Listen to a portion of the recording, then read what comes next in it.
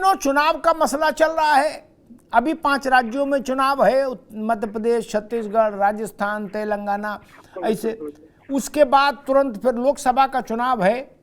तो जितने नेता हैं सब त्रिपुंड लगा रहे, सब आरती कर रहे, सब बजरंगबली का पाठ का, बजरंग बाण का पाठ कर रहे हैं, और सब किलो किलो 2-2 किलो रुद्राक्ष पहन रहे हैं।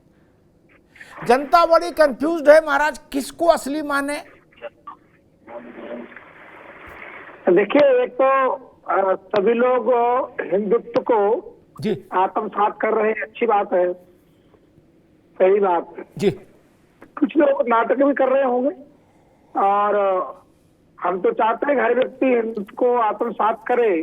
कि देश में राजनीति क्षेत्र में देखने को मिलता था, स्टार पार्टियां तो होती थी, लोग टोपी पहनने में तो शर्म नहीं करते थे, और त्रिपुंड लगाने में शर्म करते थे, मंदिर जाने में शर्म करते थे।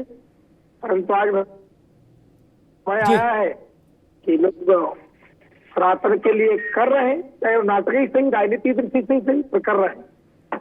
और कपट छल तो भगवान जानता है कौन कर रहा है, कौन छल कर रहा है, कौन क्या कर रहा है। मैं में जाकर कह सकता हूँ, जब से मोदी जी प्रधानमंत्री बने हैं तब से लोगों को लगा है कि नहीं नहीं, हिंदुत्व को नाटक ही सही करना चाहिए।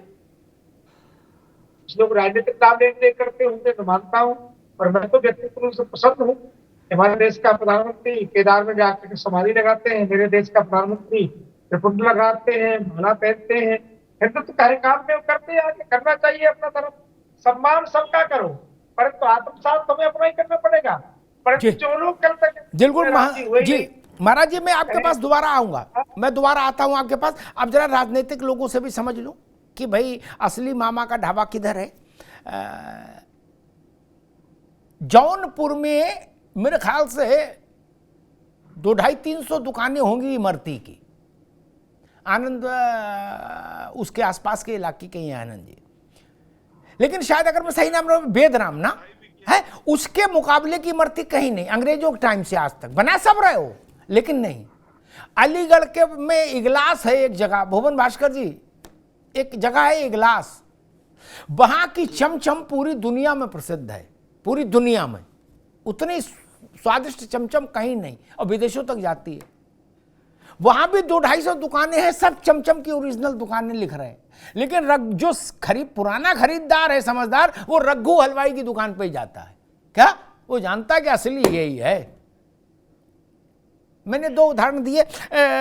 डॉक्टर पांडे, मुझे लग रहा है एक दौर था, बड़ी नई तुलना कर रहा हूं, इसी तुलना कहीं अभी गूगल में भी नहीं आई, ठीक?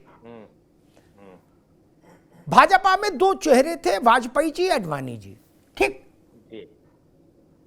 जब हमने पत्रकारिता शुरू की तो 2 चेहरे थे। कहा गया भाई एक हार्ड लाइनर है, एक सॉफ्ट है, क्या? जब जहां जिसका उपयोग हो वैसे। अब मैं देख रहा हूं भाजपा तो इस व्याधि से मुक्त हुई, उसने कहा ना एक ही चेहरा रहेगा, है? लेकिन कांग्रेस ने लग रहा उसको अंगीकार कर लिया। बोले राहुल गांधी, बोले ये secular with extra alignment with minorities, बोले ये पोर्टफोलियो देखेंगे। प्रियंका गांधी बोले super Hindutva with rudraksha and aarti and mala. ये स्थिति हो गई।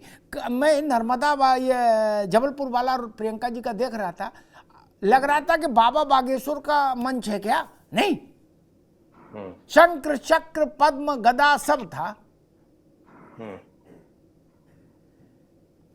जिन चीजों के लिए भारतीय जनता पार्टी की आलोचना होती थी और कटघरे में रखी जाती थी, वो सब चीजें उनसे ज्यादा तेजी के साथ करने की एक छटपटाहट दिख रही है क्या कांग्रेस में, डॉक्टर पांडे जी? ये 2 चेहरे की जो नौटंकी है, ये भारतीय जनता पार्टी में चलती है कि एक वाजपेयी जी ऐसा करेंगे तो आडवाणी जी ऐसा करेंगे। कांग्रेस में ऐसा कुछ नहीं है।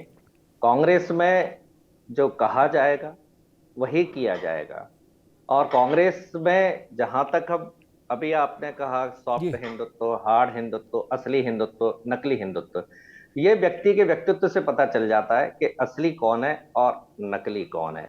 ये हिंदुत्व ऐसा नहीं होना चाहिए कि हम हिंदुत्व की बात करें और भगवान की नकली मूर्तियां बना दें जो एक थोड़ी सी हवा में टूट जाएं, भगवान की मूर्तियों की गर्दन कट जाए, ऐसा हिंदुत्व नहीं चाहिए। हिंदुत्व ऐसा होना चाहिए जैसे कमलनाथ जी ने छिंदवाड़ा में हनुमान जी की मध्य प्रदेश की सबसे बड़ी मूर्ति बनाई, वो आज भी सलामत है।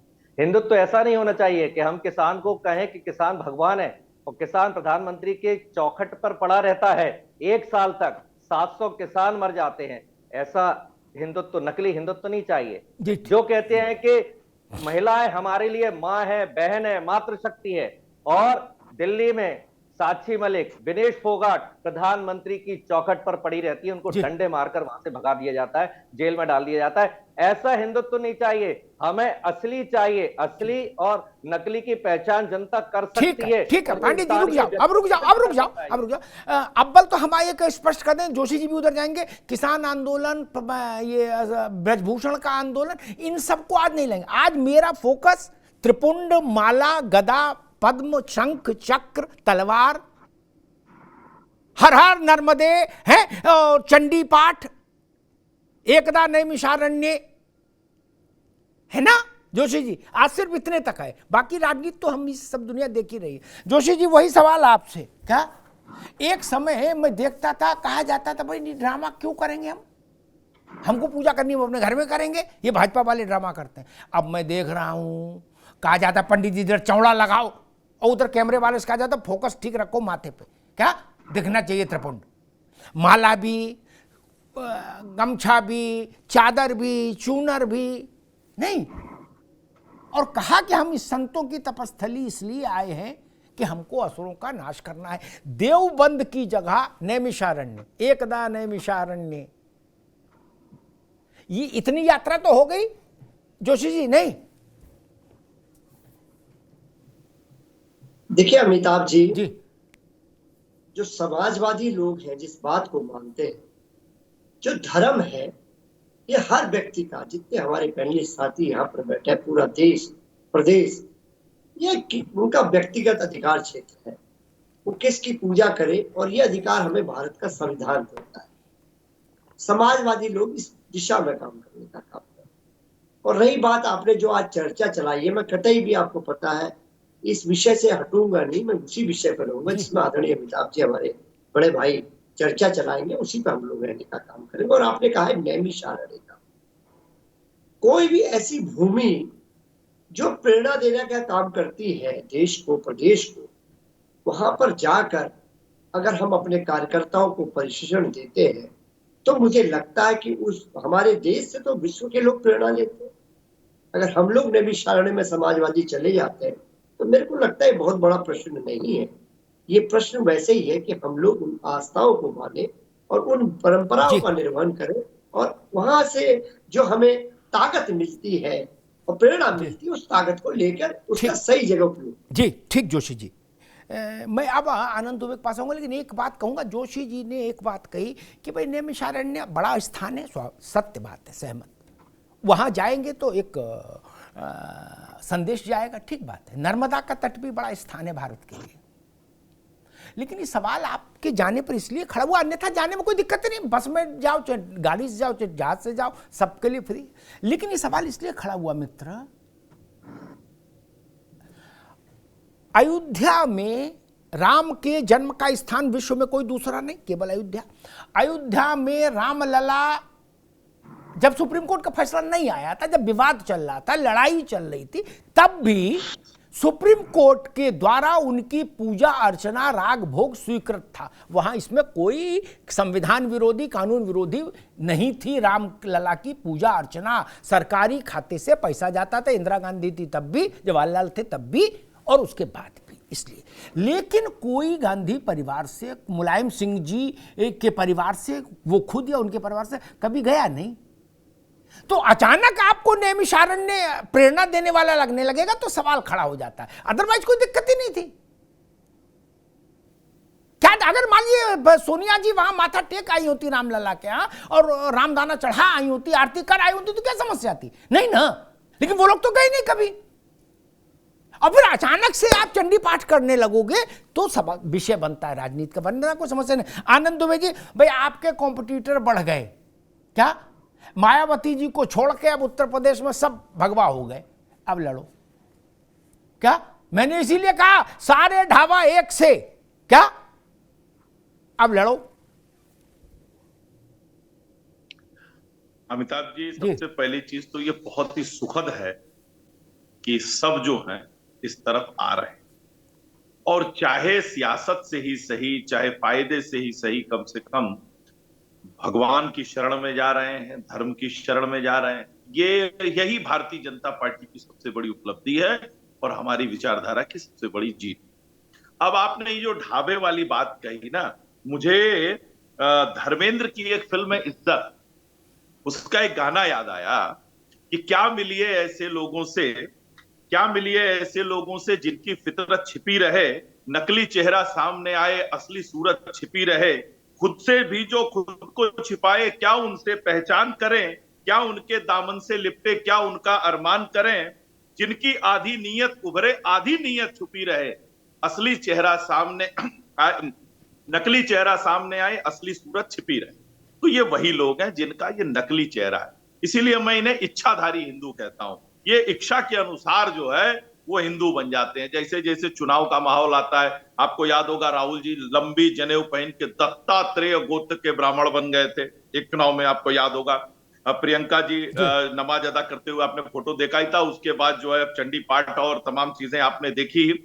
ये वो लोग हैं जब अपने कार्यकाल में रहे तो इन्होंने जीवन भर इफ्तार देने का काम, चाहे वो राष्ट्रपति भवन रहा हो, प्रधानमंत्री जी कर रहा हो, उत्तर प्रदेश में अखिलेश यादव जी रहे हो, कभी आपने नहीं देखा कि नौ दुर्गा का कोई कार्यक्रम कर लिया हो, कभी कन्या भोजन करा दिया हो सरकारी, और बाकायदे सरकारी खर्चे पे ये सारी चीजें हुआ करती।